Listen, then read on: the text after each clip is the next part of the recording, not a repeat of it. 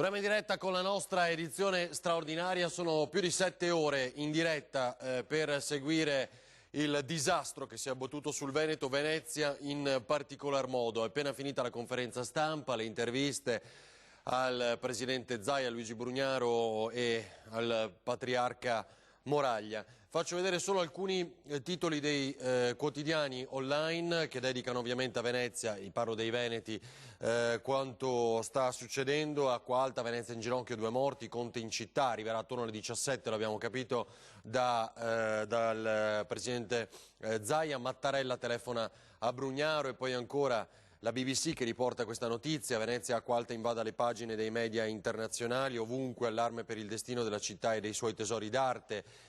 Questi allagamenti dovuti al climate change, cioè ai cambiamenti climatici, danni in Basilica di San Marco, allagato il Nartece, aggrediti i mosaici, lo hanno ricordato più e più volte in questa conferenza stampa, in tutta la mattina, lo abbiamo mostrato in anteprima.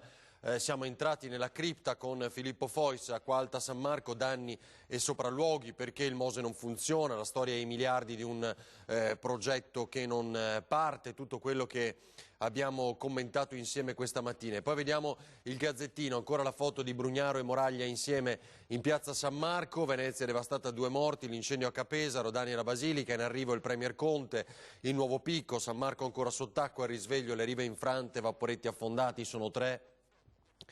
E adesso possiamo anche riproporre una parte di questa diretta della mattina, uno dei momenti più importanti, quando viene trainato, imbragato questo vaporetto e riportato pienamente in acqua. Allora, riproporremo alcuni momenti importanti di questa conferenza stampa. Hanno parlato Zaia, Brugnaro, il patriarca Moraglia, l'ingegner Dattilo dei Vigili del Fuoco, il numero 1 della Protezione Civile Borrelli. Allora, Zaia ha cominciato con lo scenario apocalittico che ben conosciamo ed è la definizione che aveva utilizzato Borrelli un anno fa, ai tempi di Vaia. Ma il problema è che il governatore ha detto che ci si deve preparare ad altre ore, altre giornate di grande preoccupazione, lo dicevamo poco fa, ed è ancora per Venezia, ma la montagna in particolar modo. Dunque, domani le scuole riapriranno a Venezia, ma si pensa di chiuderle, ancora la decisione non c'è, nella zona montana, perché in 2 nevicate differenti arriveranno circa 120 centimetri, ci sarà caldo, ci sarà ancora scirocco, sì, quindi il vento dal mare che non consente all'acqua di defluire, arrivare sino al mare, e quindi crea come un muro, ecco, di fatto. È quella che rischia di allagare Venezia nuovamente, perché non solo il picco di questa sera, che dovrebbe essere attorno ai 140 centimetri, ma anche quello di venerdì, soprattutto quello di venerdì, preoccupa nuovamente. Dunque, lo stato di crisi già chiesto, ha detto Zaia: se qualcuno non rientra in questo stato di crisi non si preoccupi, è aperto. Ringrazia Toscana, Lombardia, Liguria, Friuli Venezia Giulia che si sono messe a disposizione per soccorrere e aiutare il Veneto in quello che è necessario. E poi anche il Friuli Venezia Giulia ha una condizione di criticità che abbiamo seguito questa mattina in diretta con i collegamenti a Trieste, per esempio. Ha ringraziato il patriarca Luca Zaia perché ha detto che è orgoglioso di un patriarca così, un patriarca con gli stivali. Chi è andato giù duro poi anche Brugnaro, con alcuni passaggi molto importanti. Ecco le immagini della cripta girate da Filippo Fois con Sandro Ponchio poco fa e le abbiamo viste seguite in diretta. È un altro 66, ha detto Brugnaro, ha ricordato la legge speciale, ha ricordato l'esigenza del Mose, del fatto che bisogna decidere. Ha detto a un certo punto: o ci uniamo o ci dividiamo su queste cose, ed è una lettura che ovviamente possiamo anche dare al referendum sul quale si vota il primo di dicembre. Il Vittorio Emanuele da scavare, le fognature non ci sono, la messa in sicurezza, l'impianto antincendio, metà della città è ancora da fare, e poi finire i lavori. Era un Brugnaro commosso, l'avete capito, non solo mancava la voce perché ha passato la notte con i piedi a mollo in larga parte del busto, a dire il vero considerati 187 centimetri, ma ha ricordato come sia un problema mondiale la città di Venezia, e che è una città viva, guardatela, ferita nel cuore della cristianità, come ha detto anche l'ingegner Borrelli, e ha ricordato Moraglia, che però di fronte alle vittime, una, ma in realtà sapete poi che sono due nella notte a Pellestrina, davanti a tutto questo, al dramma delle persone, ai commercianti che piangevano, non sono persone che stanno male, detto Brugnaro, però piangevano a disperazione di non sapere, di non avere certezze. Ma c'è anche il cuore della cristianità che ogni volta soffre, soffriva ieri, soffrirà ancora nelle prossime ore. Continuiamo a vedere queste immagini stupende girate da Sandro Ponchio e si ripensi alla città, va ragionata nuovamente. Ogni cosa a Venezia è più impegnativa rispetto ad altre città, i soccorsi, qualsiasi procedura, i tempi, tutto è più lento, tutto è più complicato. Ci vuole un sistema di difesa e una decisione sulle grandi navi, lo ha detto chiaramente il patriarca Moraglia, e poi ha detto che la Caritas e il seminario sono disponibili, fatemi sapere quando possiamo andare da Ilaria Marchiori, sono disponibili per ospitare le persone, chi è in difficoltà, ci sono 70 posti già pronti. Venezia è una città ferita ed è unica e non può essere ferita ogni anno, è successo di fatto, lo ricorderete, 12 mesi fa. L'ingegner Dattilo del Vigili del Fuoco ha ricordato un'altra cosa molto importante, che c'è un piano, restiamo con queste immagini Fabri, c'è un piano ed è giusto dirlo mentre commentiamo queste immagini, che è pronto va applicato nel momento in cui bisogna mettere al riparo il patrimonio artistico, storico, culturale della città di Venezia. Lì ora stanno lavorando oltre 100 vigili del fuoco, ci sono problemi all'Emene, l'abbiamo detto più volte, ci sono problemi a Padova, abbiamo visto le immagini dell'incendio a San Pietro in Gu questa mattina. E poi l'autotutela, questo modulo che sta lavorando, un modulo straordinario a Pellestrina che sta raggiungendo, appunto ha raggiunto, crediamo adesso ormai, l'isola di Pellestrina, tra poco sentiremo da Lorenzo Maier. E Borrelli ha dato uno sguardo poi nazionale ricordando che è la 33esima vittima dall'inizio dell'anno, 174 eventi straordinari. Il primo step adesso è quello di capire qual è la spesa per il soccorso alla popolazione e il primo ripristino. E questo è fondamentale perché abbiamo il professor Da Paus. Allora, docente di idrodinamica, l'abbiamo sentito molte volte in questi anni, ci aiuta a capire molte cose. Professor Luigi Dal Paus, grazie e ben trovato ingegnere. Cosa è successo? Beh, cosa è successo? È successo una marea straordinaria perché mi pare che abbia raggiunto livelli che la mettono al secondo posto dopo la marea del 1966. Il problema di Venezia è questo. D'altra parte le maree eccezionali sono nella storia di Venezia, non è che noi le scopriamo soltanto di questi tempi. Il problema di difendersi contro questo fenomeno è un problema noto, affrontato. Io ho sempre formulato qualche critica sulla soluzione ingegneristica che hanno adottato, ma a questo punto l'unica cosa che tutti possiamo augurarci è che quest'opera finalmente termini e entri in funzione. Che entri in funzione il Mose. Ma non dimenticando un fatto, che probabilmente questa è un'opera che alla luce del fenomeno dell'innalzamento del livello medio del mare avrà i suoi problemi nel futuro e saranno molto tempo anche. Forse è un'opera filosoficamente sbagliata, ma questa è solo la mia opinione personale. E cosa significa? Filosoficamente sbagliata? Sì, perché quando impostarono questa soluzione, nonostante le obiezioni formulate dal Comune di Venezia attraverso i suoi esperti, si è insistito sul fatto che doveva essere un'opera omnisalvifica, doveva difendersi dalle acque alte, doveva preservare dal punto di vista ambientale la laguna, doveva anche salvaguardare la portualità. Ma questi sono tre obiettivi che sono in contraddizione tra di loro. Ciò che serve per raggiungere uno di questi obiettivi non serve per raggiungere gli altri. Quindi, dal punto di vista dell'impostazione, diciamo, si è fatto credere che potevamo avere un'opera definita da qualcuno la più grande opera di ingegneria del mondo, no? Mhm. Probabilmente purtroppo non sarà così.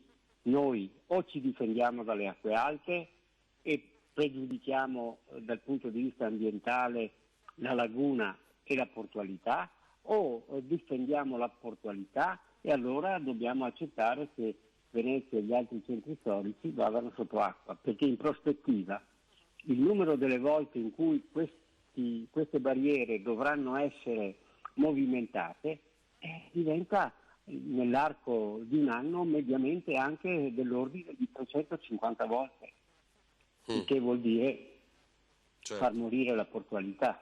certo. Nonostante quanto dicono, perché c'è anche da stupirci che queste evidenze sono note da tempo, ma tutti agiscono come se non dovessero mai verificarsi. E questo forse è il dramma vero di Venezia. Non credere a quanto gli esperti dicono e inseguire, non so, forse dei sogni, ecco. Certo.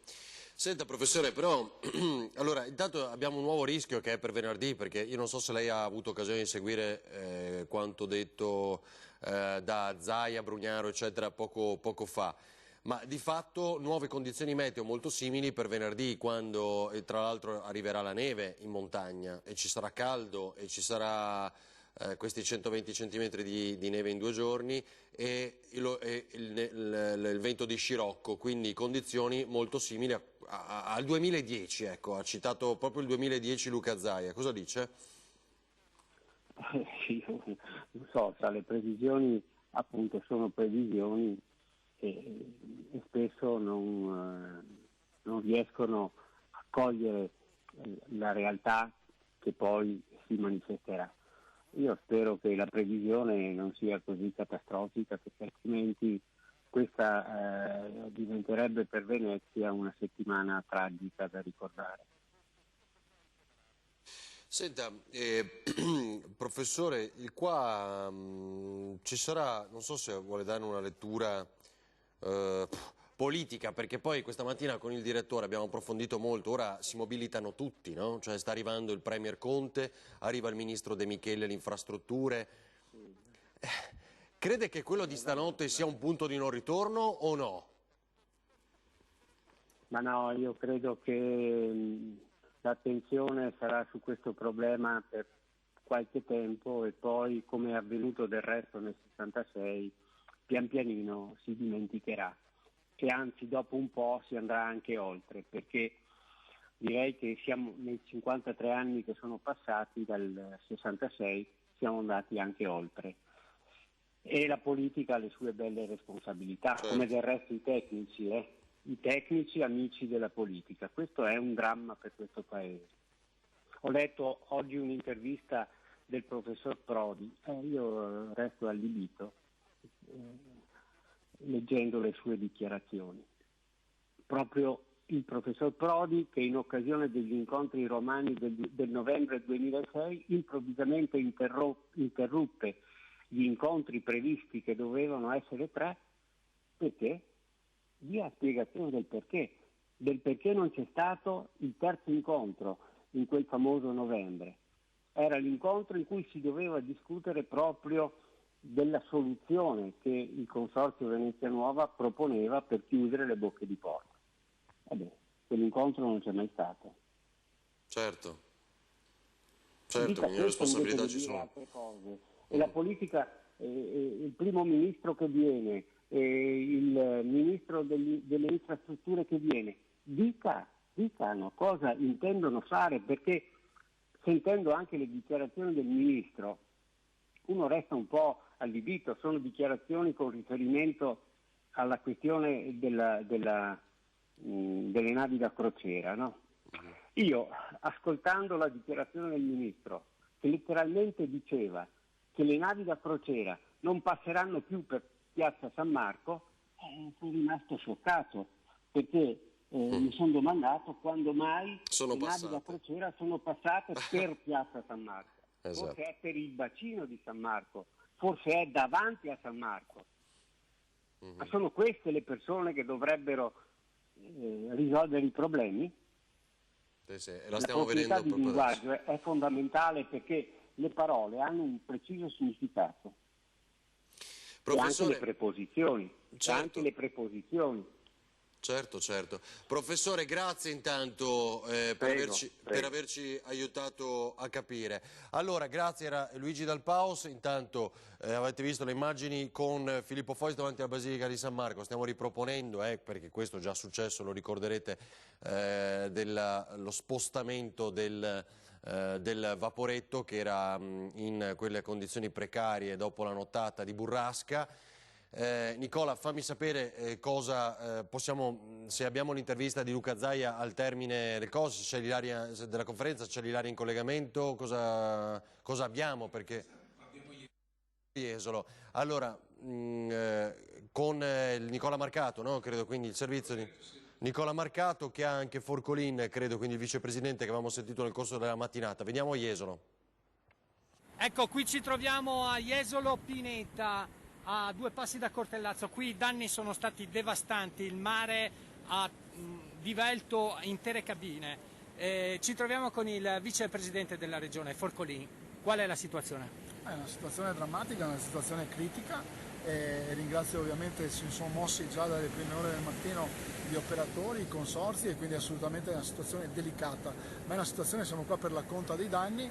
In contemporanea il presidente Zaia, l'assessore Bottaccini, il sindaco di Venezia sono in una conferenza stampa per spiegare ovviamente quella che è successo questa notte. È un evento assolutamente straordinario, ma deve essere anche un momento per far sintesi e per mettere nero su bianco quelle che sono quelle criticità che ai noi ogni anno, lo scorso anno Vaia, quest'anno questo evento, devastano continuamente il nostro litorale. Un litorale che conta ovviamente milioni di presenze, ma soprattutto è la prima azienda in Veneto, il turismo. Qua ci sono operatori che buttano il cuore oltre l'ostacolo, ma ogni anno non possono rincorrere le emergenze. C'è bisogno sicuramente di intervenire in modo strutturale, con progettazioni e progetti importanti, e cogliamo l'occasione per dire che siamo nelle settimane dell'approvazione della legge di stabilità, che è il Senato oggi in discussione, quindi eviterei le polemiche, eviterei le passerelle dei politici magari per vedere lo stato di fatto per poi mettere tutto nel cassetto, ma per mettere invece nero su bianco azioni concrete, perché tutti assieme si vince questa partita.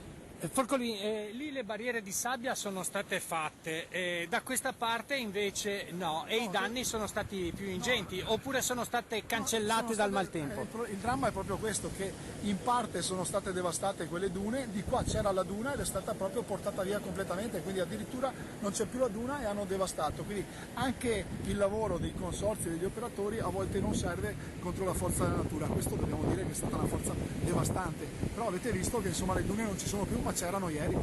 Oltre ai danni all'arenile, i danni sono anche negli alberghi, nelle strutture alberghiere e nelle case del litorale. L'acqua è arrivata fin dentro i sotterranei, i garage, e quindi ci sono oggi i vigili del fuoco. Ringraziamo i tanti volontari che si stanno adoperando in queste ore per dare una mano proprio per la conta dei danni, ma soprattutto per ripulire quell'emergenza che c'è. Lo stato di crisi non è solamente qui a Jesolo? No, ha battuto tutto il litorale veneto, quindi gli amici di Chioggia Sottomarina per arrivare appunto qua a Jesolo, Caorle è stata battuta fortemente fino a Bibione, e quindi l'intera costa veneta è oggetto appunto di questo evento straordinario. La conta dei danni serve proprio a questo. Da oggi siamo qua con gli operatori per capire come intervenire, poi attraverso appunto il governatore che saprà dirimere assolutamente la questione attraverso gli organi politici, il ministro Costa e soprattutto il governo, che ripeto ha un'occasione unica. Siamo in legge di stabilità, si può mettere mano ai portafogli. Allora vi faccio vedere un'altra cosa, mentre questo è il momento in cui viene spostato il vaporetto, l'abbiamo visto di fatto in diretta questa mattina, ecco, solo per farvi vedere la fine di queste operazioni che magari oggi abbiamo dovuto interrompere per altre esigenze di diretta, a ulteriore conferma di quanto l'emergenza comunque riguardi anche altre regioni. Lo stesso Zaia ha detto di aver sentito Massimiliano Federica, quindi governatore del Friuli Venezia Giulia. Eccolo qua, viene poggiato sull'acqua, lo vedete, il vaporetto rimesso nella sua sede naturale, diciamo appunto nel bacino nel bacino e quindi in acqua. Vi faccio vedere un'altra cosa, fatemi sapere quando sono pronti Filippo e Ilaria, ovviamente. Questo è... dov'è? Non è questo, vi cerco, scusate, anche una da Trieste, quello che stanno raccontando anche i colleghi della situazione dei fiumi in Friuli Venezia Giulia. Se sei pronto facciamo sentire. Fabri, eccolo qua. Allerta meteo che riguarda naturalmente anche i fiumi di tutto il Friuli Venezia Giulia. Qui siamo a pochi passi dal torrente Rosandra e come vedete in questa abitazione che sta dall'altra parte del greto del fiume Rosandra in questo momento è praticamente impossibile accedervi, quindi i residenti sono bloccati in casa. Questo è il racconto e poi c'è un altro aggiornamento che riguarda un po' la politica. Dunque, mentre ti chiederei di ripreparare, se non abbiamo altro materiale per ora imminente, il piccolo reportage da Burano del nostro telespettatore fatto appositamente per noi. Possibile slittamento del Consiglio dei Ministri e vertice di maggioranza alla luce dell'emergenza acqua alta che ha portato il Presidente del Consiglio Giuseppe Conte a volare a Venezia, dove resterà anche questa sera e domani. Nessuna decisione formale in ogni caso è stata ancora presa al riguardo. Sapete dunque, il Consiglio regionale è allagato ancora, abbiamo mostrato le immagini, abbiamo fatto vedere tutto già dalla nottata. E quindi la sede del dibattito di questo Parlamentino si sposta al Sant'Artemio per la giornata di domani, ma anche il Tribunale a Venezia è allagato. L'acqua alta ha colpito Venezia, ha interessato anche il Tribunale Lagunare a Piazzale Roma, l'acqua è entrata nel piano terra per un paio di centimetri, danneggiando alcuni fascicoli nell'archivio. Nonostante ciò le udienze penali regolari sono state regolari, sospese invece le udienze per il settore civile che ha sede a Rialto. Casellati, la Presidente del Senato padovana: esprimo la mia piena solidarietà alla città di Venezia e ai veneziani per le gravissime conseguenze che l'emergenza maltempo sta comportando in queste ore drammatiche. Venezia è un patrimonio culturale e artistico non solo dell'Italia ma di tutto il mondo, uno scrigno di bellezza incomparabile che va preservato e tutelato con ogni mezzo. Vedere i suoi monumenti più importanti, vediamo anche le immagini, i suoi monumenti più importanti, tra cui la Basilica di San Marco, sommersi e messi in serio pericolo dall'acqua, è un colpo al cuore. Lo ha detto la Presidente del Senato Casellati, ha aggiunto ancora una volta: il nostro territorio e le nostre popolazioni stanno pagando caro il prezzo, gli effetti devastanti dei cambiamenti climatici e la mancanza di un piano di contromisura adeguato e concreto, uno stato di fatto che non è più tollerabile. Allora, così, niente, vediamo allora Burano, il reportage del nostro telespettatore di qual è la condizione lì all'isola, una delle più colpite, sappiamo Venezia in particolar modo, Pellestrina e Murano a dire il vero, ma qui è Burano.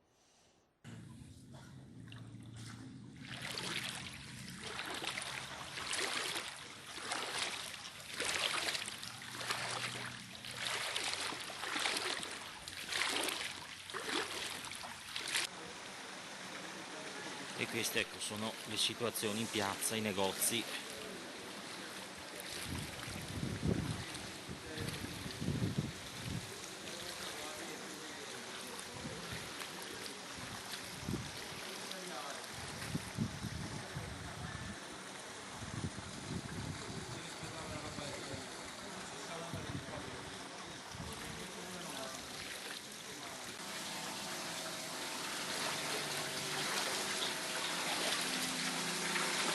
Ecco, questa è la situazione dell'isola di Burano, che è praticamente invasa al 90% dall'acqua. Questa è una delle strade, dei canali principali, non si vede neanche il bordo della riva, ecco, col rischio anche di cadere in acqua.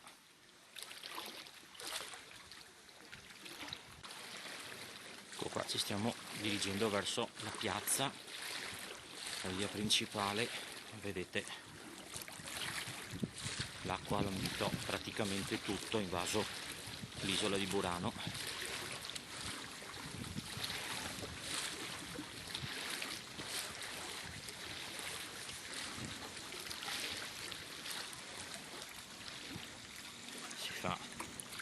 fa anche fatica a camminare con gli stivali, appena riescono a passare.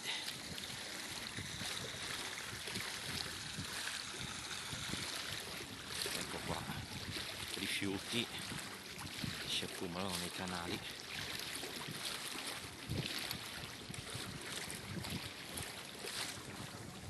E le case ormai completamente, case, negozi, attività invasi dall'acqua.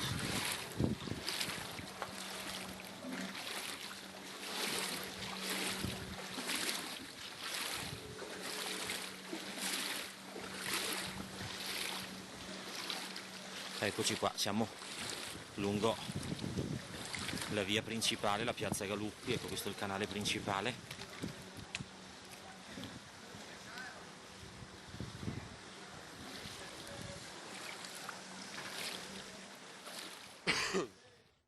Allora, così Marco Molin, telespettatore delle nostre emittenti, che ci ha voluto inviare questo piccolo reportage da Burano. Allora, vedo pronto Filippo Fois. Filippo, dove sei adesso? Con Sandro Ponchio?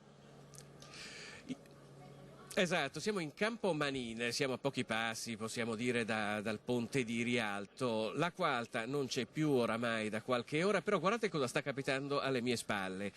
Sono un gruppo di giovani veneziani a decine, in questo momento li vedete che stanno partendo con i sacchi, e chiediamo subito, questi sacchi contengono tutta la spazzatura che era andata dispersa durante la quadra? Sì, sostanzialmente questi sacchi sono sacchi che noi abbiamo trovato in giro. Abbiamo iniziato da Rialto questa mattina grazie all'associazione Venice Calls, che ha lanciato sulla sua pagina Facebook un appello. Abbiamo aderito a tutti, io ad esempio non ne faccio parte, ma essendomi preso un giorno di ferie ho pensato di partecipare. Adesso stiamo organizzando questa raccolta spontanea del materiale che troviamo in giro per aiutare gli spazzini. In quanti siete?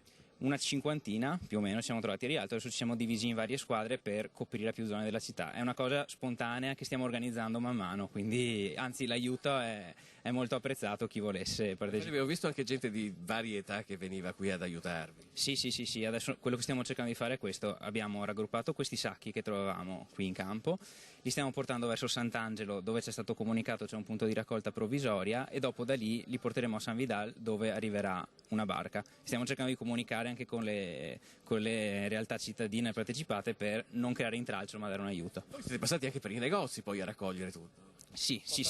A Rialto abbiamo fatto anche questo perché anzi i negozianti è bene che tengano il materiale e che non lo abbandonino. A Rialto abbiamo avuto la fortuna di avere un ecocentro vicino con la barca, quindi abbiamo potuto aiutarli, portare il materiale direttamente a Veritas. Questa è la procedura corretta in questo caso. Perfetto, grazie mille e buon lavoro. Insomma, come avete visto c'è una risposta immediata da parte soprattutto dei più giovani, che danno il buon esempio, ma abbiamo visto gente di ogni età che collaborava e raccoglieva l'appello.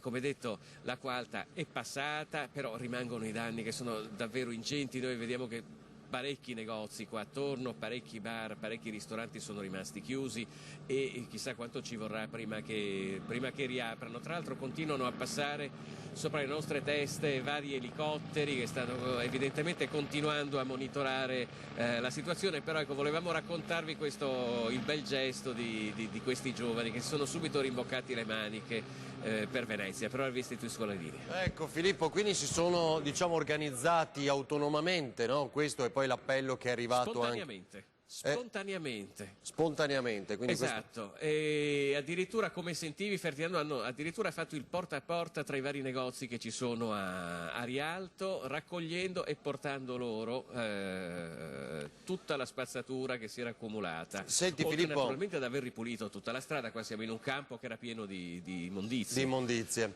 Beh, è un bellissimo gesto ovviamente di amore verso la città, patrimonio mondiale, come è stato detto nella conferenza stampa. Sta arrivando il Premier Conte con il Ministro delle Infrastrutture De Micheli.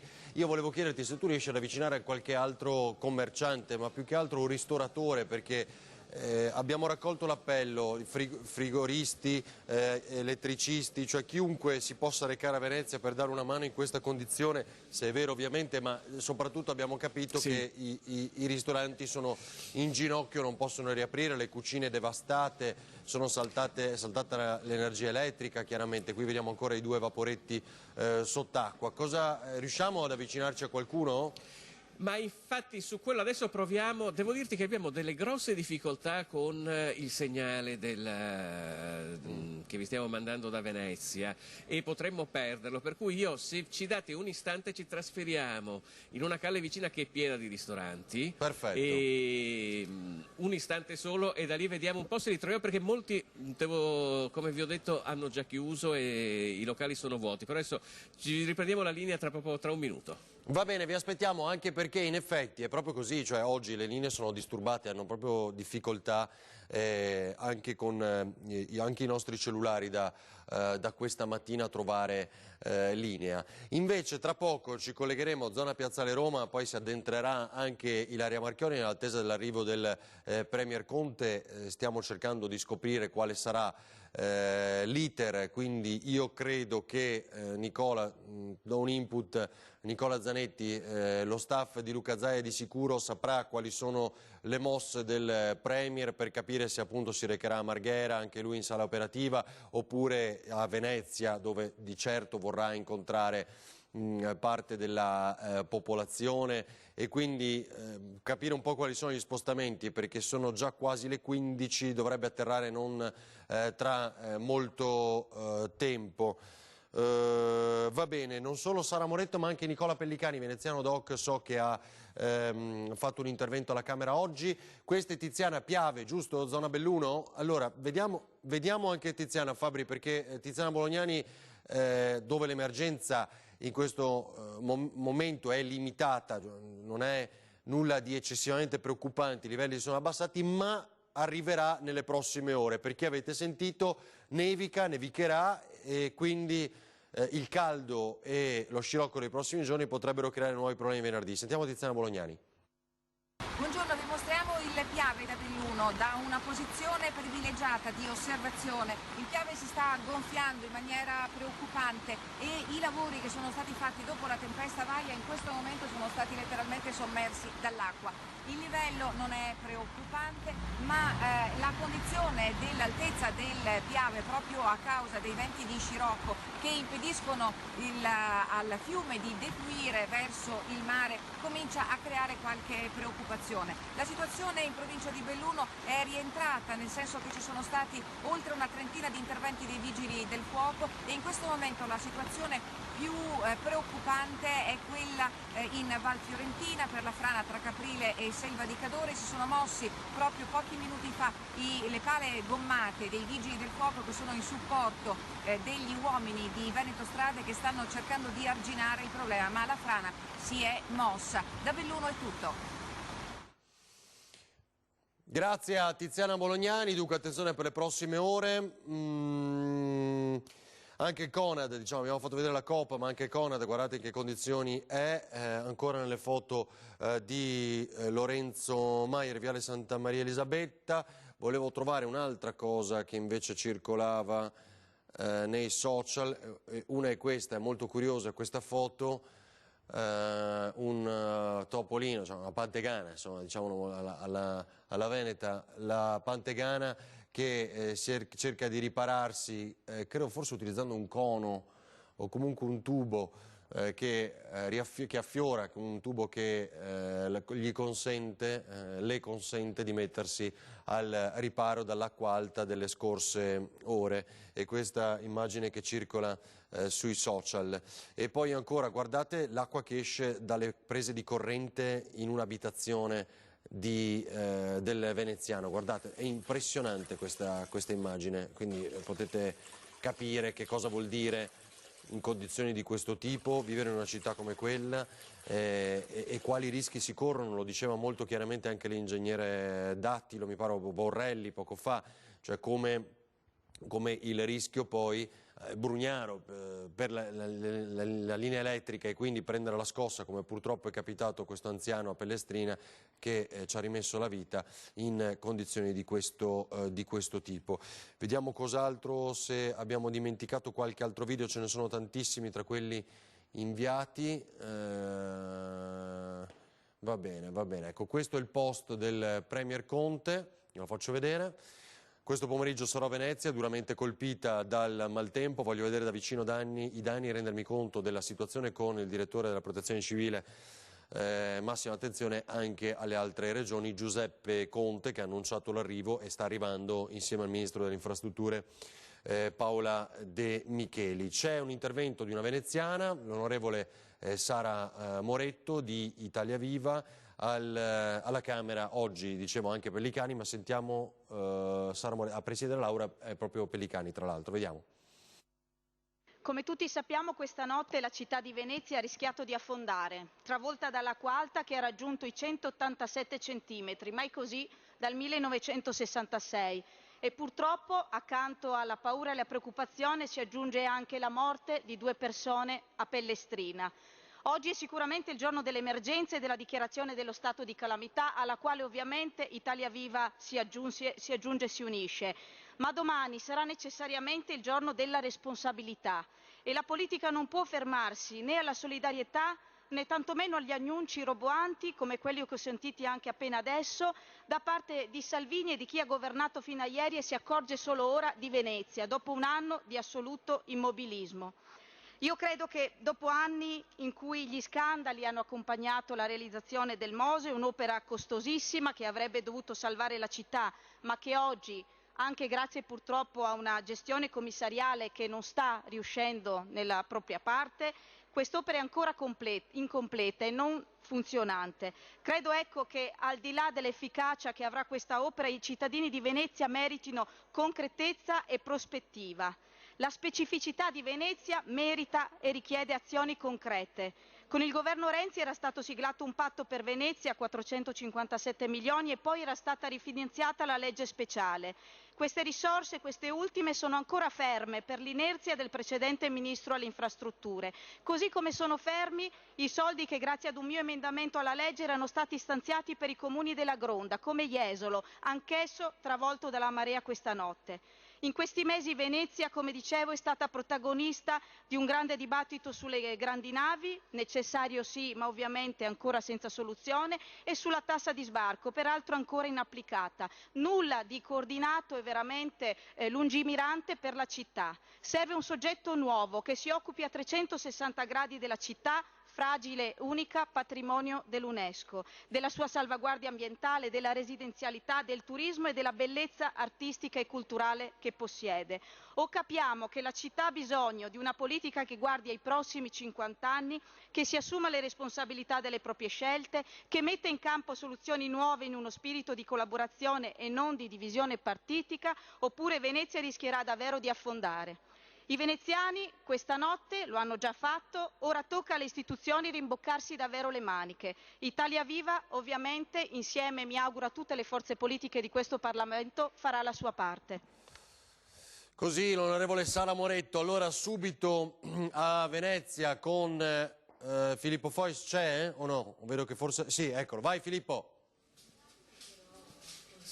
Sì, sono qui, siamo in Canale della Mandorla, ci siamo spostati di pochissimo, qui è zeppo di ristoranti, la maggior parte, come vi avevo detto, è chiusa, in alcuni altri, tipo in questa Pizza al Trancio, si sta ancora continuando a lavorare, per cui ora proviamo a entrare. Prego, buongiorno. Salve, siamo in diretta, posso chiederle come... 3 frigoriferi, pastatrice, 2 giorni chiusi, cioè oggi siamo chiusi, parecchi danni. Stanotte lei era qui, tra l'altro. Sì. E cos'è successo? Cosa ci racconti? È successo che in 2 ore ha fatto 50 centimetri di acqua e quindi... Mi ha colto completamente di sorpresa. Sì, di sorpresa, cioè eravamo preparati però fino a un certo livello, per cui oltre c'è il disastro. Quando pensa di poter... Non so, sinceramente. Allora, vediamo se riusciamo a correggere l'immagine. Filippo, intanto vi faccio vedere un altro video della nuotata questa notte in Piazza San Marco. Quante volte abbiamo fatto vedere video di questo tipo, ma come diceva il patriarca Moraglia, non era allagata Piazza San Marco, era un luogo con le onde, dove il vento spingeva queste onde di una grande potenza e quindi era davvero un mare in tempesta, un mare agitato, e questo vabbè è un nuotatore nel momento del peggior disastro. Allora, tra poco ci colleghiamo anche con Ilaria Marchiori per cercare di capire se ci sono novità per quanto riguarda il Premier Conte in arrivo. Proviamo, Filippo, allora proviamo a stare fuori perché credo che ci siano problemi ancora con la telefonia come in tutta la giornata di oggi e quindi purtroppo di quello ci nutriamo per i collegamenti.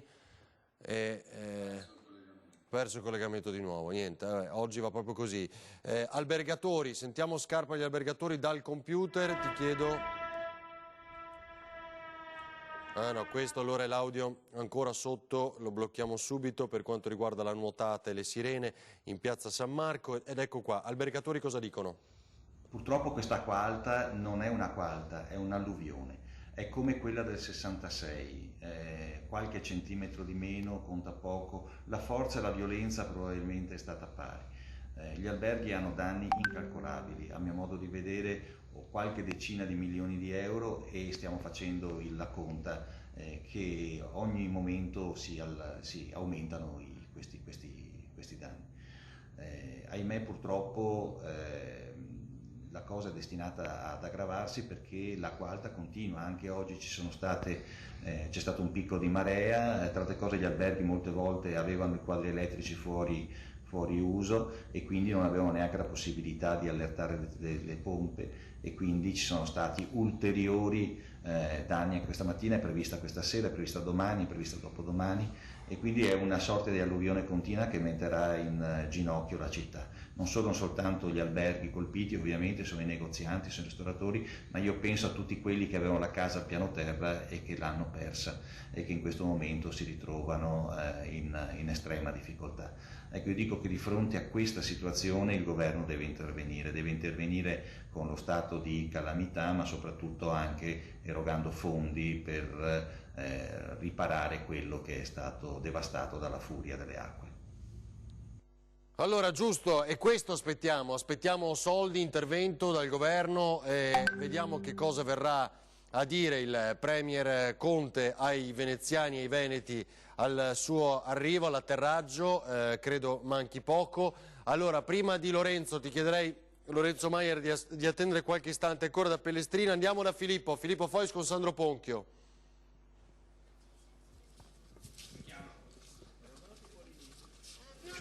Ah no, ok, caduta la linea, non abbiamo fortuna, vediamo ancora Piazza San Marco questa notte, guardate le immagini cui faceva riferimento il patriarca Moraglia, è come un torrente, lo vedete anche laggiù, in particolar modo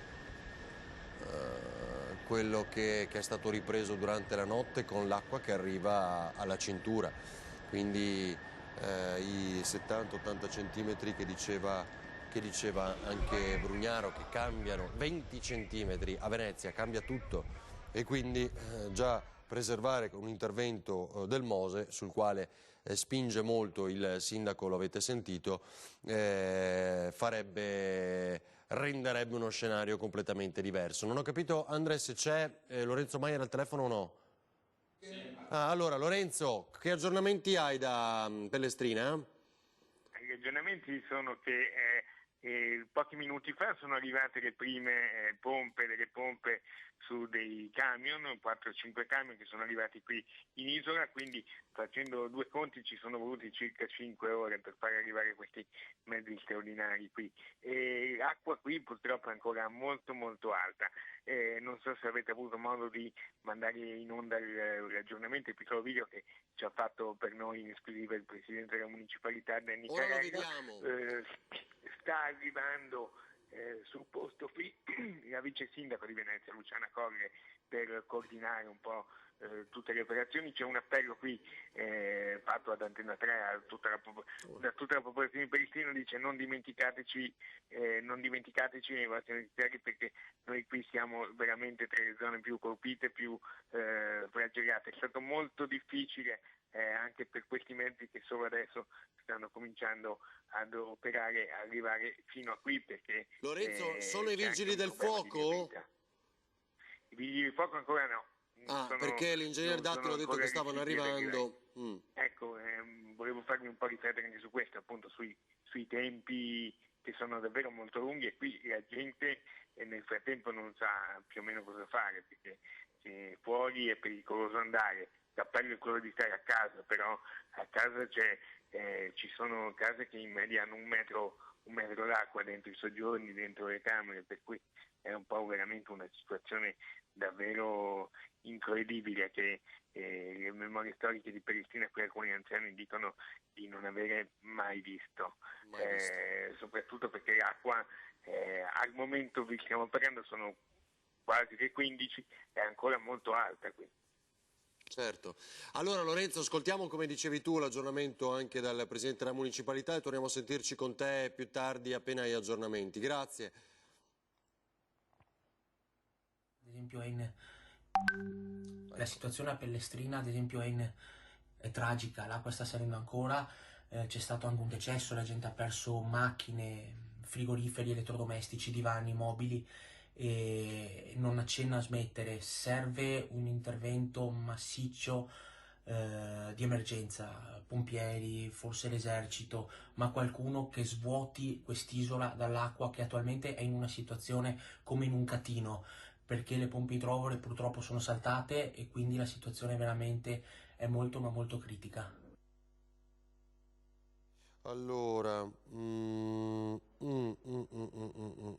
ok, allora Ilaria ci ha dato un aggiornamento importante, infatti io dicevo, Nicola, tu che coordini, allora sentiamo, appena è possibile ci colleghiamo con lei che sta raggiungendo Piazzale Roma dopo la conferenza stampa a Marghera, riascoltiamo un pezzo della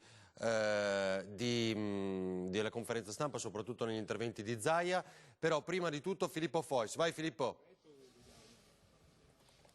Allora, io spero che voi mi vediate. Sì. Io mi trovo di fronte a una libreria che molti veneziani conoscono. Non so se Sandro riesce ad avvicinarsi senza perdere la linea, che come abbiamo visto è molto fragile. Allora, guardate cos'è successo qua dentro. Ci sono tantissimi... Non abbiamo fortuna. Non abbiamo fortuna, è veramente insopportabile. Vai, prova Filippo ancora, vai.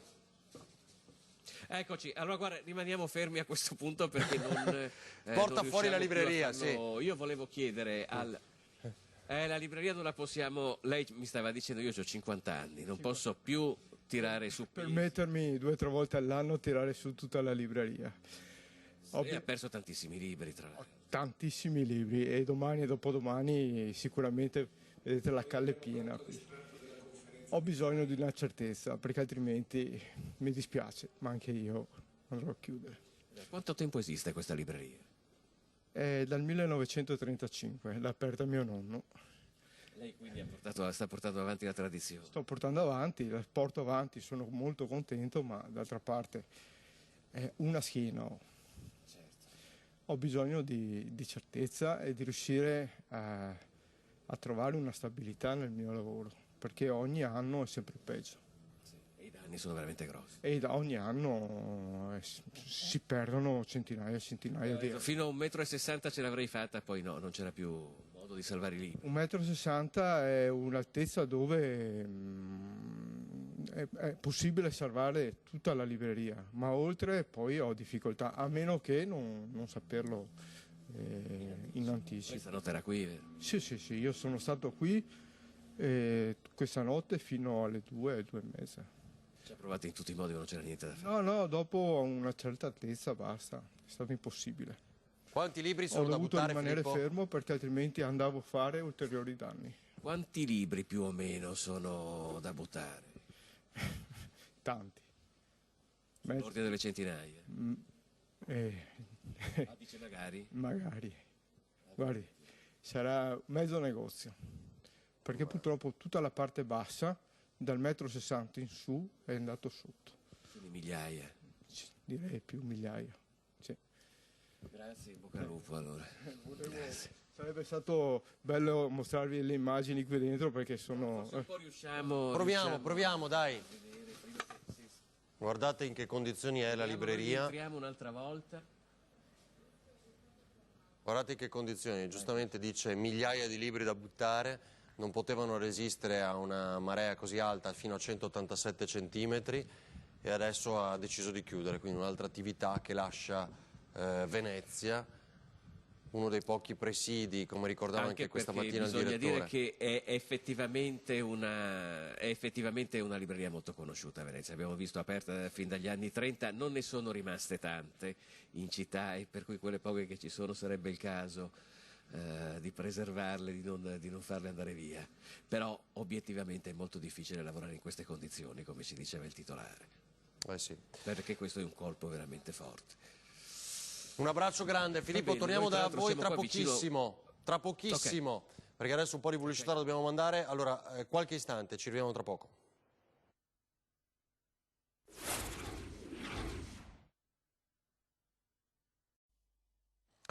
Allora, torniamo in diretta con la nostra edizione straordinaria per seguire il disastro, l'apocalisse così definita di Venezia, danni enormi e sta arrivando il Premier Conte, tra poco aggiornamenti anche su questo con il Ministro delle Infrastrutture Paola De Micheli. Sentiamo Tommaso Borzomi, collega giornalista, dalla Giudecca cosa ci dice sugli aggiornamenti, vediamo.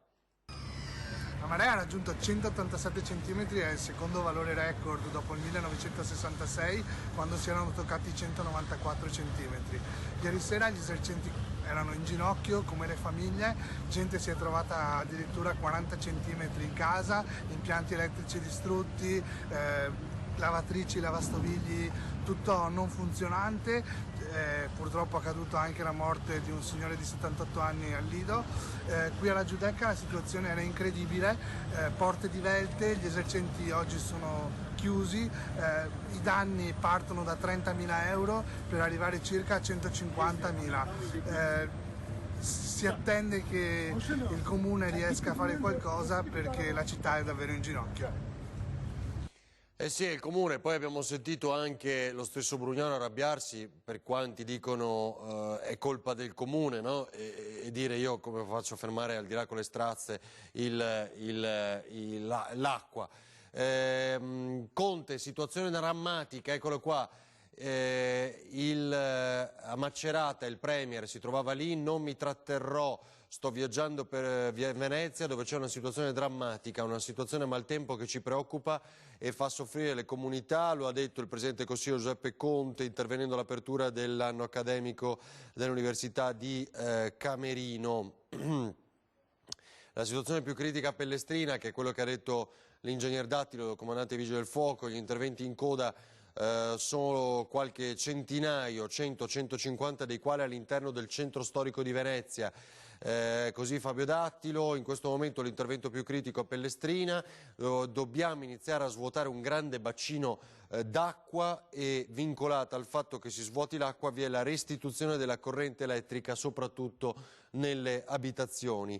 Io non so se abbiamo in diretta Filippo Fois ancora per reazioni, interviste e altro, ovviamente dal cuore di ferito di Venezia, oppure dov'è? È arrivato in un campo? No, un attimo. Ok, aspettiamo. Allora, io direi così, ascoltiamo insieme di nuovo un brano della conferenza stampa che hanno preparato, che è l'intervento del governatore Luca Zaia. Fate attenzione che non è finita. Ogni volta sembra ripetersi così, non ogni anno per fortuna, ma quasi purtroppo, almeno negli ultimi 2 anni. Questa emergenza continua, soprattutto è previsto per venerdì un nuovo peggioramento. Sentiamo Luca Zaia. Scusate Riccardo, ma abbiamo concluso la riunione un paio di minuti fa, nel senso che è stata una riunione importante che segue una nota di concitazione, di preoccupazione e di ansia. Voi avete già dato notizie di quello che è accaduto in queste ore. È una Venezia martoriata, come dopo il sindaco racconterà della sua esperienza, di quello che vede, di quello che ha intenzione di chiedere per Venezia e poi altre parti del Veneto, perché ricordo che oltre al grande disastro di Venezia, apocalittico, per usare un termine che usò il capo della protezione civile Borrelli in occasione di Vaia, poi c'è stata ovviamente questa ondata di maltempo interessato anche altre parti del Veneto, non so, Caorle abbiamo la spiaggia distrutta e il mare è risalito nei canali, Chioggia acqua nel centro storico di Chioggia, Pellestrina tutta sotto acqua, abbiamo sfondamenti arginali nella zona di Concordia, abbiamo il Lemene interessato da altri movimenti, insomma ce n'è per tutti i gusti, cioè Scardovari, la sacca di Scardovari, quindi il Polesio, delle foto di Scardovari raccapriccianti, cioè letteralmente rasa al suolo. Allora noi abbiamo avuto da un lato ovviamente l'acqua alta e quindi la marea, dall'altro lo scirocco, la bora che non ci hanno aiutato. Abbiamo uno scenario che ci preoccupa anche nelle prossime ore, questo ve lo devo dire, perché voi sapete che noi abbiamo aperto lo stato, l'unità di crisi l'avevamo già aperta e noi siamo preoccupati per le precipitazioni nevose. Qualcuno dice vabbè, ma stiamo parlando di allagamenti, la neve cosa c'entra moltissimo, perché purtroppo ci aspettiamo almeno altri 120 cm di neve in due tornate, quindi 2 nevicate. L'ARPA ci dà dei dati che sono preoccupanti e purtroppo nevicherà in un contesto nel quale c'è caldo, perché questo è un clima da scirocco e quindi si sta prospettando, io non voglio inquietare nessuno ma ho l'obbligo di dire queste cose, si sta prospettando uno scenario stile 2010. Nel 2010 noi avevamo avuto le nevicate precoci, se vi ricordate, era a fine ottobre 2010, primi novembre 2010, e a un certo punto arrivò lo scirocco, il mare non riceveva più, perché quello scirocco il mare non riceve, alta marea, la neve si è sciolta e abbiamo avuto quello che è stato 235 comuni alluvionati su 574 di allora, 10.040 famiglie e imprese sotto acqua, ci fu 1 miliardo di danni riconosciuti carta alla mano, dopodiché insomma quella è una gestione commissariale che ci ricordiamo ancora. Ecco, in tutto questo contesto ci siamo sentiti con il sindaco Brugnaro, che è stato non sul pezzo di più, perché devo anche dire che se non dovesse funzionare la previsione di ARPA basta parlare con lui, perché è sempre assolutamente performante su questo tema. Mi ha chiesto da subito, devo riconoscerlo, che nella assoluta tempestività mi ha detto Luca, lo stato d'emergenza, noi abbiamo dichiarato lo stato d'emergenza ovviamente per Venezia, perché Venezia è il nostro capoluogo, è patrimonio dell'umanità, e poi per tutte le altre località, lo dico per tranquillizzare i sindaci, per tutte le altre località, e qualora ce ne fosse qualcuna non ancora dentro lo stato d'emergenza, di crisi, scusate, è assolutamente aperto e quindi anche implementabile, perché poi noi non abbiamo notizie dell'ultimo lembo di territorio. Va il mio pensiero alla persona che ha perso la vita, ho parlato anche non più tardi di un quarto d'ora fa con il Presidente del Consiglio, ho sentito un po' tutti, ecco, ringrazio i miei colleghi, Rossi della Toscana, Totti della Liguria, Attilio Fontana della Lombardia, Federica, poi insomma mi hanno chiamato un po' tutti, rappresentanti del governo. Ho parlato con il Presidente Conte, voi non so se lo sapete già, sarà qui stasera verso le 5, da quel che dice si fermerà anche qui la notte e poi faremo sopralluoghi a cavallo tra stasera e domani mattina. Io non aggiungo altro, poi il dottor Borelli vi ricorderà la procedura, no? Perché noi abbiamo fatto lo stato di crisi, dopodiché ci sarà una dichiarazione dello stato d'emergenza con i primi stanziamenti. A me interessa dire che noi siamo sul pezzo e preoccupati. Ringrazio i presenti, ringrazio il sindaco Brugnaro, al quale poi passerò la parola, Sua Eminenza il Patriarca di Venezia, con gli stivali, posso dirlo, con gli stivali, e anche con lui ci siamo sentiti di avere un patriarca così, lo possiamo dire, perché lì sul pezzo a noi piacciono così i patriarchi.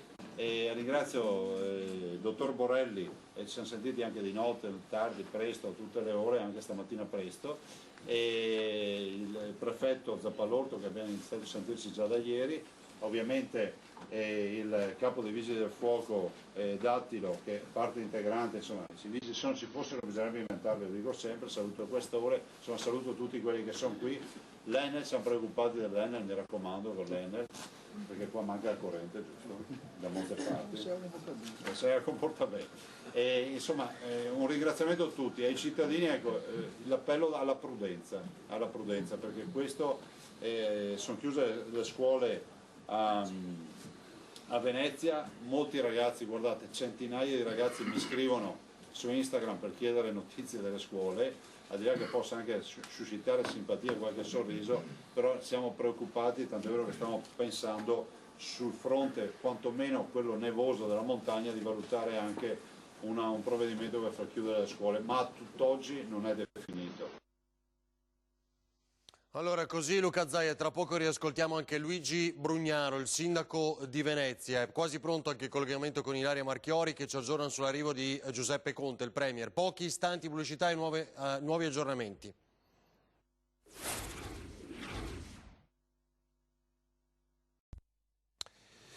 Allora, torniamo in diretta. Adesso, prima di sentire Luigi Brugnaro, mi fate sapere se possiamo andare da Filippo Fois, vedo ancora delle immagini, dal cuore di Venezia.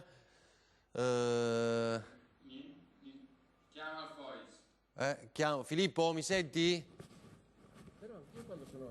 Filippo, dimmi se mi senti. Perché allora diamo qualche aggiornamento breve. So che adesso per esempio Piazzale Roma si è ripopolato, ricordate poco prima della conferenza stampa di Zaia, Brugnaro e Moraglia e gli altri, l'assessore Paola Amar al turismo di Venezia ha detto non andate a Venezia, di fatto questo è stato l'appello, ma in questo momento Piazzale Roma è un po' più popolato, quindi anche raggiungerlo è stato più complicato di prima.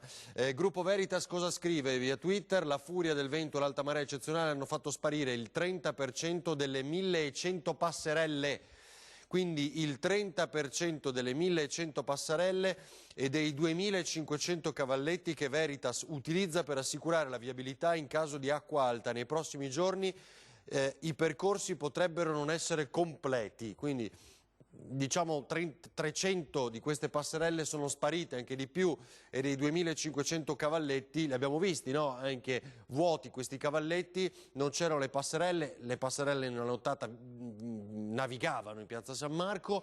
Ora casomai mostreremo nuovamente anche questo video. E una di queste foto era emblematica perché in quei luoghi dove i cavalletti dovrebbero ospitare le passerelle, quelle passerelle non c'erano e c'era una bricola invece portata dalla furia dell'acqua. Filippo, dove sei adesso?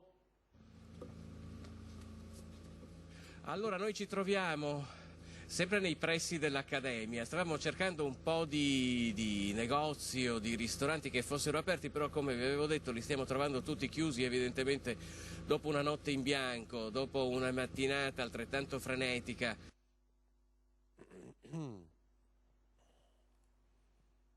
Dei ristoratori veneziani hanno ceduto, diciamo, hanno chiuso i propri esercizi commerciali e adesso ne stavamo cercando qualcun altro per poter raccogliere qualche altra testimonianza, ma vediamo veramente stiamo incrociando un sacco di saracinesche chiuse.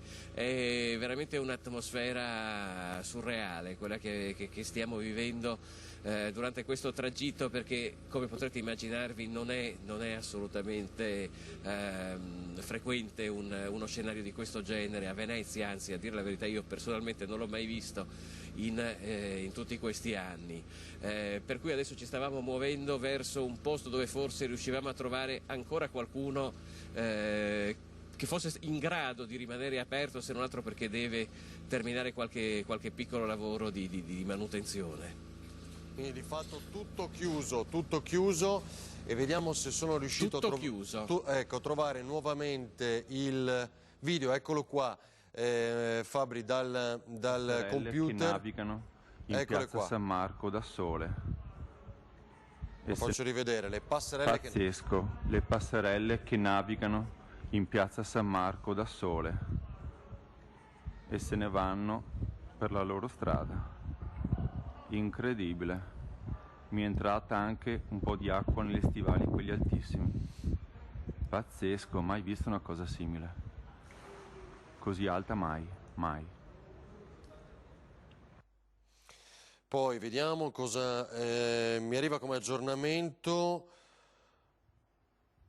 Marco Battistin scrive: voglio ringraziare di cuore il tassista che ieri notte alle 23:30 mi ha dato un passaggio dalla stazione a Cadoro, mio figlio, che andavamo in negozio per il disastro successo. Mentre andavamo verso Cadoro chiedeva a tutti se avevano bisogno di un passaggio e poi tornava a prenderli o li caricava senza volere un soldo.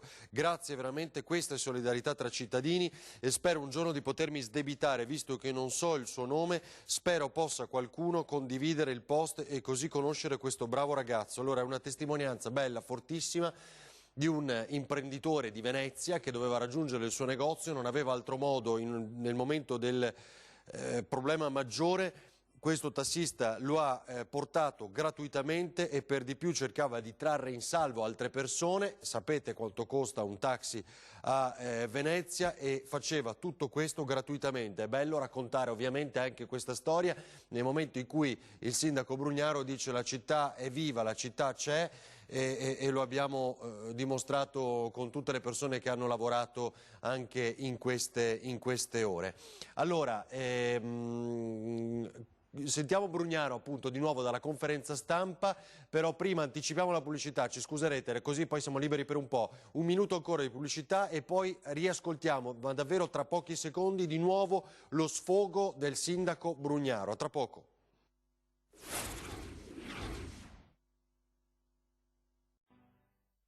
Abbiamo esattamente rivisto quello che è successo l'anno scorso, solo che quest'anno cos'è capitato?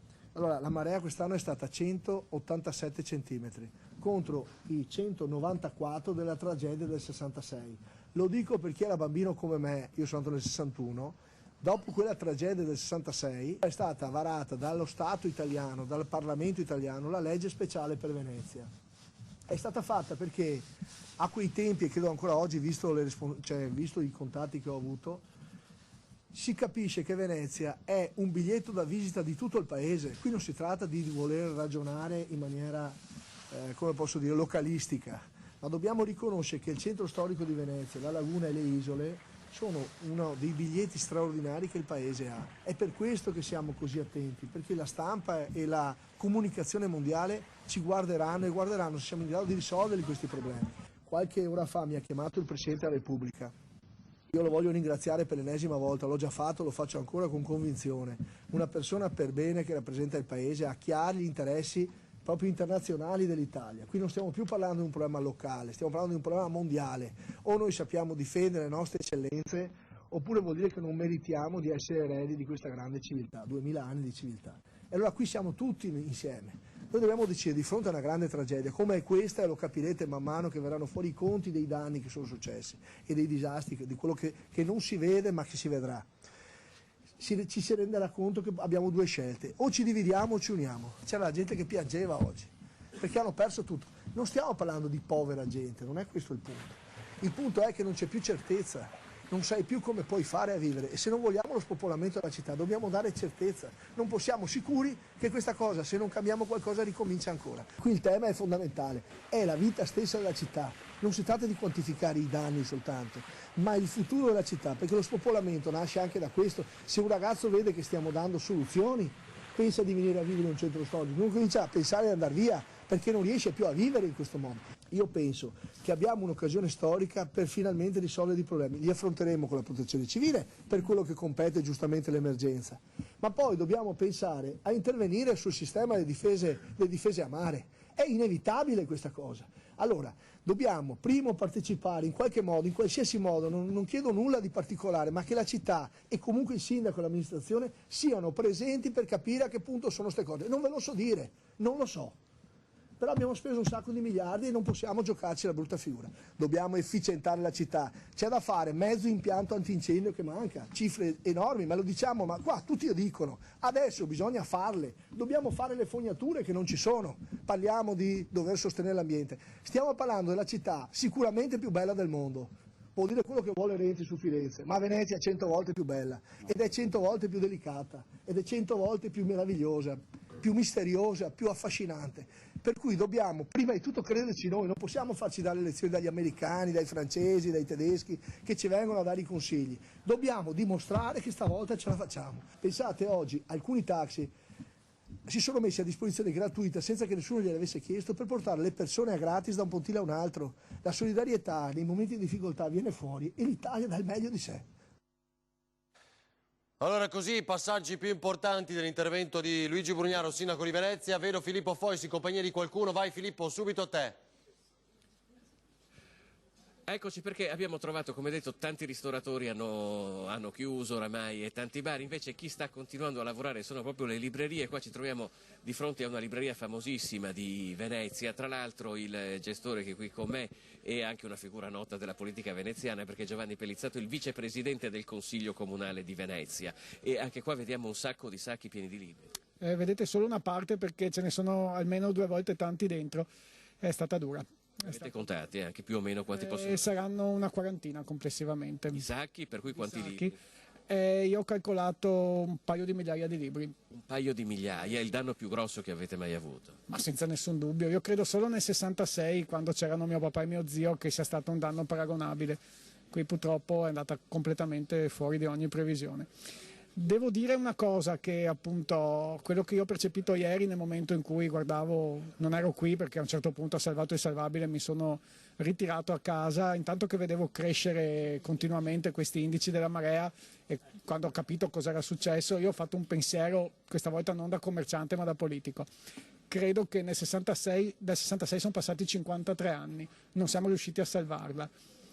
Tutti, me compreso, non siamo capaci di salvarla, dobbiamo chiamare qualcuno da fuori, un'autorità. Dice addirittura questo? Sì, assolutamente, lo lancio qui in televisione, l'ho già scritto altrove, me ne sono sempre più convinto, e non deve essere come quella volta nel 66 con Montanelli, cioè deve essere una cosa della quale veramente prendiamo atto. Le maree da una parte, la salvaguardia della laguna dall'altra e tutto il resto, perché c'è tutto il resto, stanno dimostrando ampiamente che noi, ma non perché siamo cattivi, noi non siamo capaci, dobbiamo umilmente dire, non siamo capaci con i mezzi che abbiamo, con le autorità che abbiamo, non siamo capaci di salvarla. Chiamiamo qualcuno che la salvi, dobbiamo farlo. Per questa Adesso quando è che si riaprirà qui? Io spero di riaprire domani pomeriggio, ma non ne sono sicuro, perché ho anche l'impianto elettrico, che le luci ci sono, ma i dati no, e quindi è un po' complicata. Va bene, grazie, in bocca al lupo. Allora, Ferdinando, noi ti restituiamo la linea. Grazie Filippo. E allora è quasi pronta anche Ilaria Marchiori con Nicoletta Rizzetto, che ha seguito la lunga conferenza stampa, un'ora, ed è in attesa dell'arrivo del Premier Conte. Abbiamo sottolineato più volte passerella o meno. È chiaro che noi vogliamo sapere se hanno a cuore la città di Venezia, se sbloccano i finanziamenti, se immediatamente mettono qualche intervento nella legge di bilancio, nella manovra finanziaria che il governo sta scrivendo e di cui leggiamo sui giornali. Altro che plastic tax, dovrebbe essere, non può chiamarsi tassa una cosa che riguarda Venezia e che deve essere la salvaguardia mondiale di un patrimonio che non esiste, perché ha ragione il sindaco Brugnaro su questo, 100 volte più bella, ma non di una città come Firenze che è meravigliosa, è unica nel mondo Venezia, quindi non c'è niente da fare, cioè è un'altra cosa, è di tutti, è il patrimonio dell'umanità. Le immagini di notte le vediamo ancora di quello che è successo, l'apocalisse di Venezia così definita. È ripreso a piovere questa mattina, il picco che è arrivato a 143, poi mi vado a memoria dell'acqua alta, un altro è atteso questa sera, dopodiché è vero anche che per venerdì c'è la grande preoccupazione per quello che deve succedere ancora, perché nevicherà e ci sarà lo scirocco, e l'abbiamo capito molto bene dalle previsioni. Nicola Zanetti, che coordina la diretta, come sempre insieme a Paolo Bottero, volevo capire se magari almeno Bottacin può parlare con noi al telefono, perché essere ospite a 20:10 questa sera in condizioni così complicate non so se riusciremo a farlo, ma almeno Bottacin che ci aiuti un po' a capire cosa succede nelle prossime ore, almeno con un altro collegamento telefonico può essere sempre utile. Vedevo il collegamento, credo, da Piazzale Roma o giù di là, non so se l'Ilaria è pronta. Ilaria Marchiori, che cos'è? Chi è? Non ancora, vedevo cos'erano quelle immagini, vabbè, non importa, mi fido di voi. Questo è il vaporetto che poi è stato, come sapete, abbiamo visto tutti insieme, riposizionato nel suo luogo, definiamo naturale, che è il bacino con la gru, così fatto con un altro vaporetto, 3 sono quelli affondati. Ora la vedo Ilaria, non so se è già pronta. Ilaria, dimmi tu, noi veniamo subito da te. Ecco, vai Ilaria, anche perché volevo capire da te, Sandro Ponchio, allora tu hai delle indiscrezioni, mi sembra di capire, sull'arrivo del Premier. È chiaro che arriva qui insieme al Ministro delle Infrastrutture De Micheli, e se arriva col Ministro delle Infrastrutture mi sembra che l'appello anche da parte del Patriarca nella conferenza stampa che tu hai seguito sia chiaro. Quindi sono 2 temi, uno è la salvaguardia e l'altro legato alla salvaguardia non solo della popolazione ma della città, è anche il tema delle grandi navi. Dunque, cosa sai?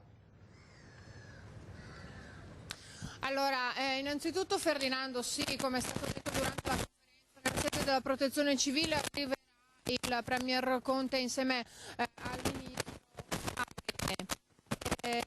L'orario non è ancora Così, l'audio, quindi probabilmente il cavo del microfono, state attenti, non so se è quello o sono tutte le interferenze oggi di soccorsi, eccetera, eccetera, di una città che chiaramente ha le infrastrutture anche fortemente contaminate, le possiamo definire così in queste ore, quindi tutto è più complicato. Allora Ilaria, riprova un po'.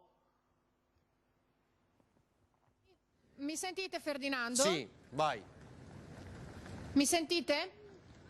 Sì, come hai detto tu, insomma, siamo talmente in tanti, ci sono talmente tante interferenze che può succedere che non si sente o saltino i collegamenti. Dicevo che è stato detto chiaramente da tutti questa mattina in conferenza stampa nella sede della Protezione Civile che bisogna ora rimanere uniti, in primis il concetto che ha espresso il sindaco Brugnaro, e ovviamente leggiamolo tra le righe, ma è ovvio che si riferisce anche al fatto che a breve ci sarà il referendum per la separazione tra Venezia e Mestre. Sappiamo che lui è per l'astensionismo ed è chiaro che invece per lui è importante che si resti uniti. E per quanto riguarda invece le indiscrezioni, ciò che mi ha chiesto del Premier Conte, io so che appunto arriverà qui tra poco, credo nel giro di un'ora e mezza qui a Venezia, e ci sarà un incontro al comando della polizia locale, probabilmente visionerà quanto sta accadendo, perché come sapete è stato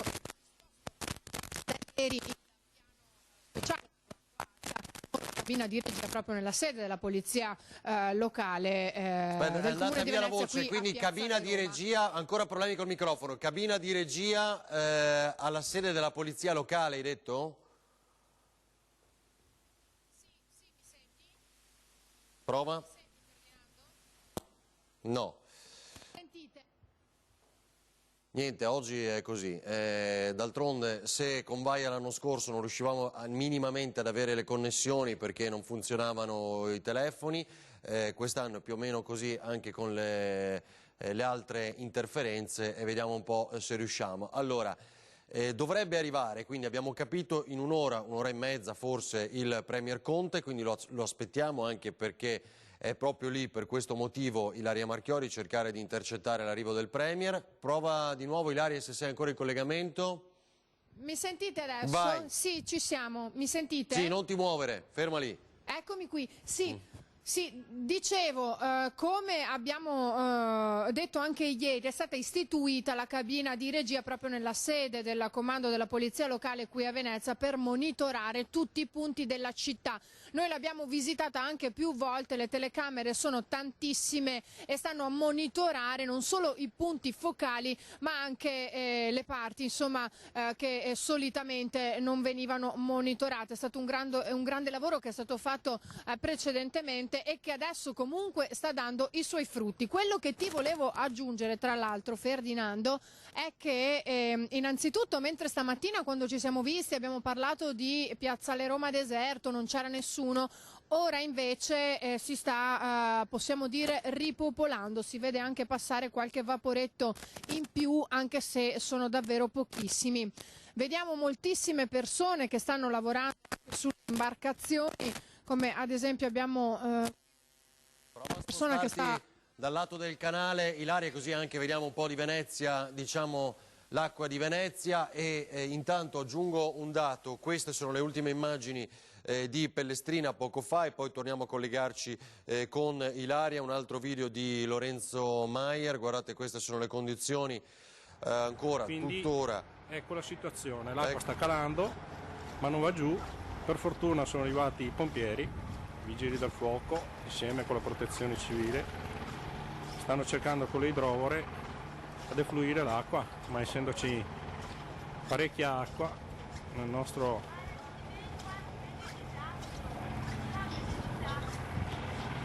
guarda, stiamo facendo in diretta.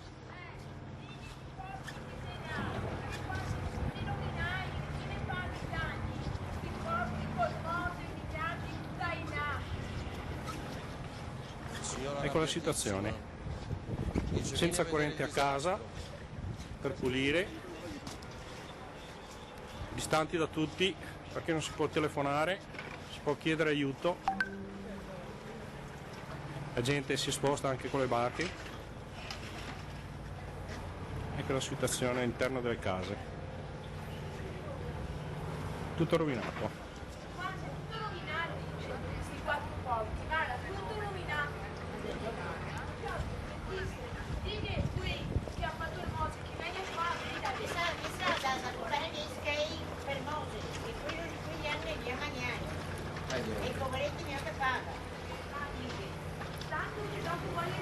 Ciao, situazione al ristorante, ancora peggio. Chiuso per sempre. Ma non è Brugnaro, è la legge speciale, quindi lo Stato. Come fai? Adesso dicono cose diverse, scusate, digli che me dà una mano. Digli che me dà una mano. Venga, Venezia. No.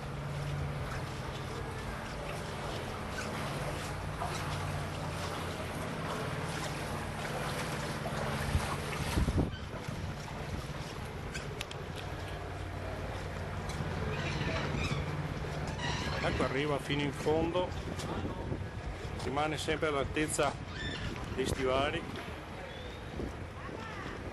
Facciamo una diretta. Avete perso molto voi. Tutto.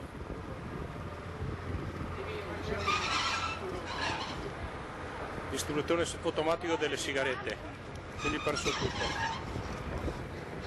Ecco cosa stanno facendo in questo momento.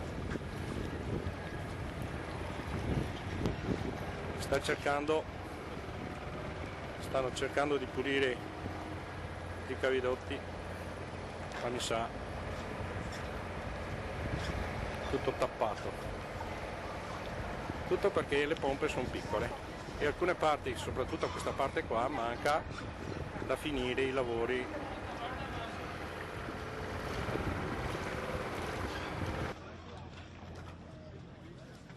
Allora, molto, molto bello questo piccolo reportage di un telespettatore, perché ci ha fatto vedere Pellestrina, che ci raccontava sempre da questa mattina Lorenzo Maier, il quale ci fa sapere quello che in parte abbiamo già raccontato con una testimonianza, ma che diventa ufficiale. Guardate, Taxi Boat Services diventa gratuito oggi. Allora, per quanti siano in estrema difficoltà, ovviamente la stragrande maggioranza di residenti e imprenditori che lavorano e vivono a Venezia, questo servizio è gratuito oggi. 041 522 8777, così ci dicono, è un messaggio che gira, insomma, non abbiamo motivo, avendolo verificato, di dubitare anche nelle storie vere. 041 522 8777, gratuito. Ilaria, ecco, arrivano persone da Vaporetto, vedo che scendono. Sì. Si torna alla normalità lentamente. Sì, infatti Ferdinando, volevo proprio segnalarti questo, per quello ho chiesto a Nicoletta di posizionare proprio qui la telecamera, perché rispetto insomma a qualche ora fa com'era la situazione questa mattina, ora iniziamo a rivedere, anche se in misura nettamente minore, la Venezia di sempre, quindi con le file di persone che escono, che scendono dai vaporetti ed escono da di qui. Come si può vedere nell'insegna luminosa, lì in fondo ci sono anche proprio gli orari dei vaporetti per far capire che insomma sono stati ripristinati. Aspetta che Ferdinando, qui c'è anche un telespettatore. Ciao, sono Moreno Seguramora, presidente dell'Istituto di Ricerche Internazionali. È una vergogna che sia una città amministrata da uno, senza offendere gli agricoltori, che è un contadino non capisce niente, non è veneziano, non sa, non si è dato da fare per il Mose e quindi deve essere estromesso, perché nonostante sia un partito anche a posto, non può andare avanti così, non può. E non può nessuno di quelli che sono amministratori adesso. Bisogna fare qualcosa di diverso, non politico, non di interessi personali, ma interessi della gente che come me è nata qua. La ringrazio. Ecco Ferdinando, questa era l'opinione di un cittadino. Quello che vorrei sottolineare, che è sottolineato, sono lavori pubblici del governo, diciamo, dello Stato. Qui stiamo parlando sì, non solo che riguarda lo Stato, ma stiamo comunque parlando di anni e anni e anni di attese. Poi sappiamo insomma tutto quello che è accaduto qualche anno fa e questa mattina proprio il sindaco l'ha specificato questo concetto in conferenza, ha detto che gli hanno urlato dietro proprio da un motoscafo, però lui dice: io sono comunque il sindaco in questo momento, quindi chiedo scusa. Quindi nonostante dobbiamo riconoscere che questa amministrazione il sindaco non abbia alcuna colpa, ha comunque detto chiedo scusa, perché lui sostiene, insomma, ha dichiarato che lui per la città c'è. Tra l'altro ti volevo sottolineare un altro aspetto molto importante, fondamentale, che ha voluto sottolineare proprio il sindaco Brugnaro. Questi famosi 20 centimetri di cui lui ha parlato spesso questa mattina e anche poi nelle interviste successive. Se il Mose fosse stato in funzione, proprio per questi 20 centimetri non ci sarebbe stata un'acqua alta così, e comunque la situazione sarebbe stata gestibile più facilmente, ci sarebbero stati sicuramente meno danni, per cui voglio dire, anche 20 centimetri sappiamo che in questo caso con la fragilità di Venezia sono fondamentali, sono importanti. Infatti l'anno scorso, ricorderete, con il picco di 156 centimetri, sì, assolutamente Ferdinando, fanno la differenza, perché se il Mose fosse stato in funzione questo problema non ci sarebbe stato. L'anno scorso per pochissimo non è successo, ma a questo punto sappiamo benissimo che questa notte, la scorsa notte, c'è stata questa combinazione che si potrebbe definire, insomma, passatemi il termine, quasi letale, con i venti, con la marea, che ha portato a questo picco di 187 centimetri con tutti i danni poi che ci sono stati a seguito.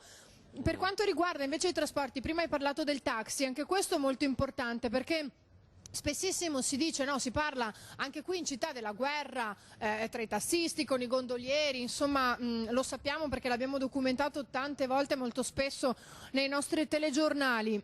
Invece in questo caso la città si è dimostrata unita, con tantissimi tassisti che si sono messi a disposizione nella notte. Il sindaco prima ci raccontava proprio un episodio di un tassista che ha visto una persona in difficoltà e non ha esitato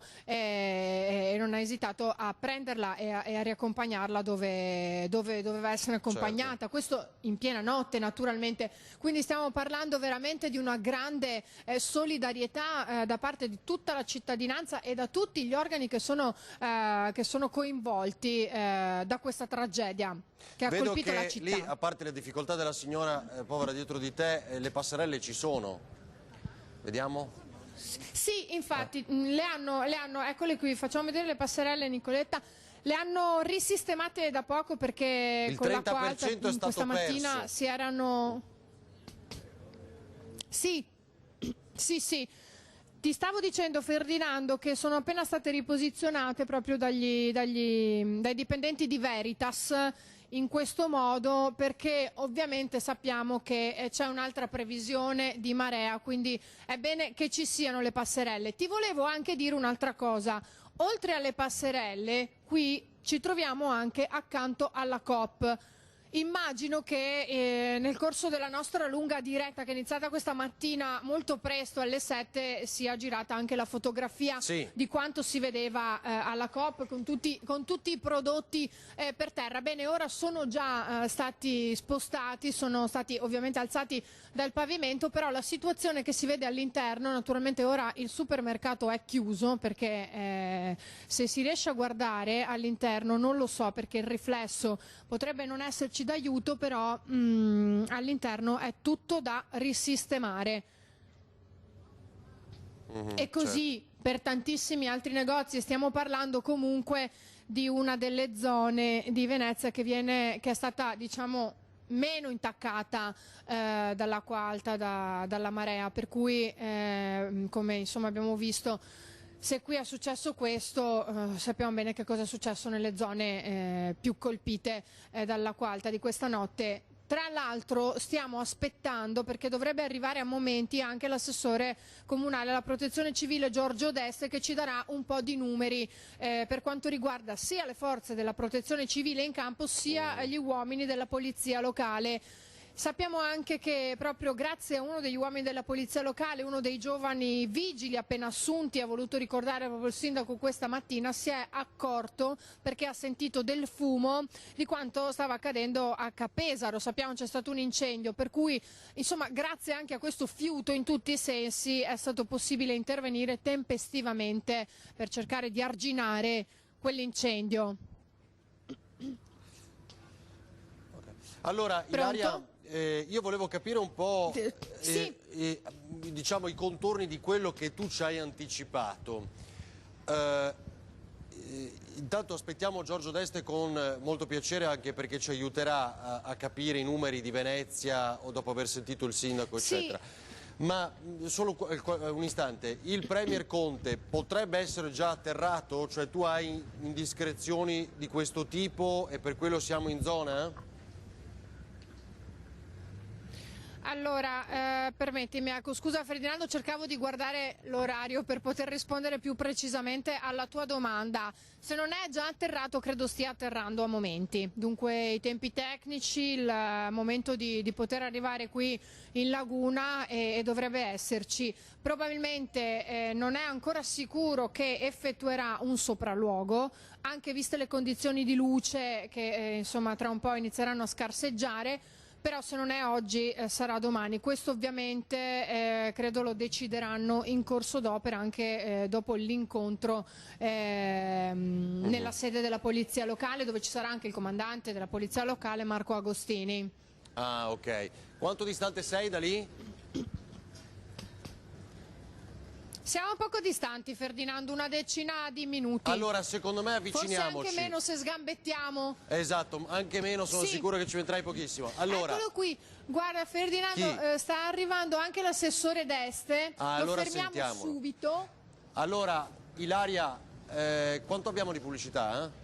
Sì, eccoci qui. Me lo dite? Quanto abbiamo? Allora, Ilaria, può aspettare un minuto l'assessore? Un minuto e arriviamo dall'assessore Giorgio Deste. Sì, un minuto. Sì, ci può aspettare. Va bene, va bene.